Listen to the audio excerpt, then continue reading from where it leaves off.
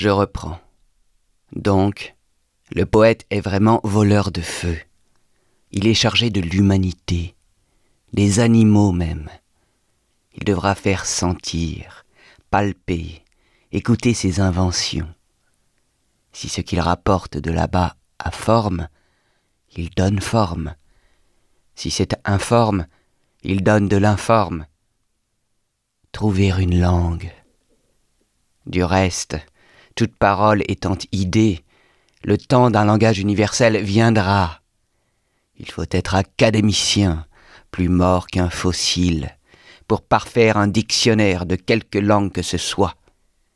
Des faibles se mettraient à penser sur la première lettre de l'alphabet, qui pourrait vite ruer dans la folie. Cette langue sera de l'âme pour l'âme, résumant tout, parfum, son, couleur, de la pensée accrochant la pensée et tirant. Le poète définirait la qualité d'inconnu s'éveillant en son temps dans l'âme universelle. Il donnerait plus que la formule de sa pensée, que la notation de sa marche au progrès. Énormité devenant norme, absorbée par tous, il serait vraiment un multiplicateur de progrès. Cet avenir sera matérialiste, vous le voyez. Toujours plein du nombre et de l'harmonie, ces poèmes seront faits pour rester. Au fond, ce serait encore un peu la poésie grecque. L'art éternel aurait ses fonctions, comme les poètes sont citoyens. La poésie ne rythmera plus l'action, elle sera en avant. Ces poètes seront, quand sera brisé l'infini servage de la femme, quand elle vivra pour elle et par elle, l'homme, jusqu'ici abominable, lui ayant donné son renvoi, elle sera poète elle aussi. La femme trouvera de l'inconnu. Ces mondes d'idées différeront-ils des nôtres ? Elle trouvera des choses étranges, insondables, repoussantes, délicieuses. Nous les prendrons, nous les comprendrons. En attendant, demandons aux poètes du nouveau, idées et formes. Tous les habiles croiraient bientôt avoir satisfait à cette demande. Ce n'est pas cela.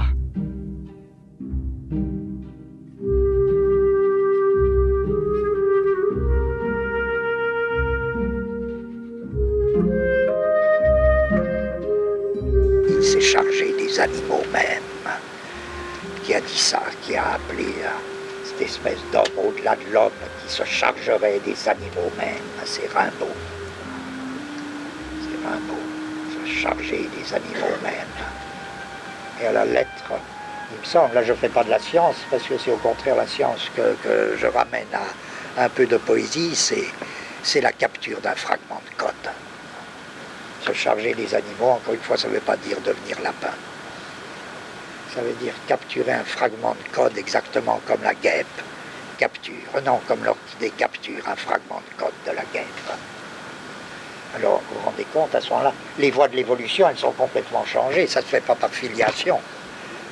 L'évolution, elle ne se ferait pas par filiation, comme disent les biologistes aujourd'hui, les généticiens aujourd'hui, elle se ferait par capture de code.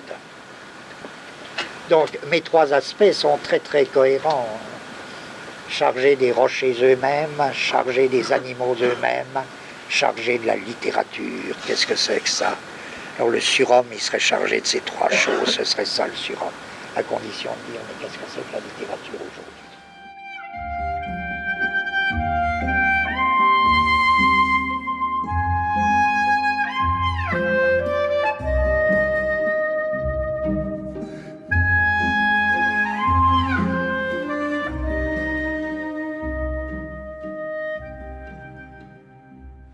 Comprenez, ça veut dire la forme homme n'épuise pas les forces dans l'homme. La forme homme correspond uniquement à un certain degré de puissance des forces dans l'homme. Si pour des raisons quelconques, les forces dans l'homme atteignent un autre degré de puissance, vous avez une autre forme que la forme homme. Pas compliqué tout ça. Ça me paraît très très simple, très clair, cette histoire de surhomme. C'est violemment poétique, mais c'est également un concept très rigoureux, très précis. Tout ça, ça va ensemble. Je dis dans la lettre du voyant, le paragraphe auquel je pense est vraiment construit sur 3 points. L'homme de l'avenir est présenté comme chargé des animaux mêmes. Il est chargé des animaux mêmes. Ça, c'est le premier point. Je dirais, c'est l'homme en tant qu'il libère en lui un être de la vie. Deuxième point, il est chargé de l'informe, dit Rimbaud. C'est-à-dire, il est chargé de l'inorganique. C'est ce que j'appelais, pour commodité, la revanche du silicium sur le carbone. Il est chargé des rochers même. Le rocher, c'est là où règne le silicium. C'est le règne de l'inorganique par rapport au carbone organique. Et moi, ça m'intéresse beaucoup, si bien qu'une année ou une autre, même cette année peut-être, je voudrais qu'on fasse une séance sur les rapports silicium-carbone, car je vous rappelle qu'en effet, il y a très longtemps que les biologistes, enfin les plus intéressants, ou les cosmobiologistes, posent la question, mais pourquoi la vie est-elle passée dans le carbone? Donc ça m'intéresse beaucoup que, après avoir dit l'homme chargé des animaux mêmes, Rimbaud ajoute l'homme chargé de l'informe. Et je crois qu'il faut traduire informe à la lettre, l'inorganique, le rocher. Et il ajoute, enfin, chargé de la langue. Chargé de la langue. Il dit un nouveau langage universel. Pourquoi un nouveau langage universel? Parce que ce n'est pas un tour au langage universel du XVIIe siècle. Un nouveau langage universel qui serait quoi? Il précise l'âme sur l'âme. L'âme sur l'âme, c'est curieux parce que c'est une expression tellement voisine de celle que Artaud emploiera. Un langage qui va de l'âme à l'âme. Et dont on a vu, je ne reviens pas là-dessus, d'une certaine manière, il pouvait définir la littérature moderne.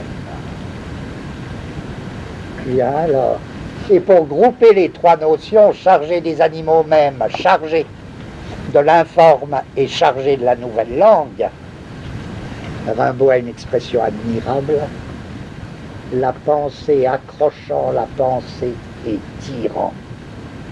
Ce serait la formule d'une nouvelle, une espèce de croc de la pensée.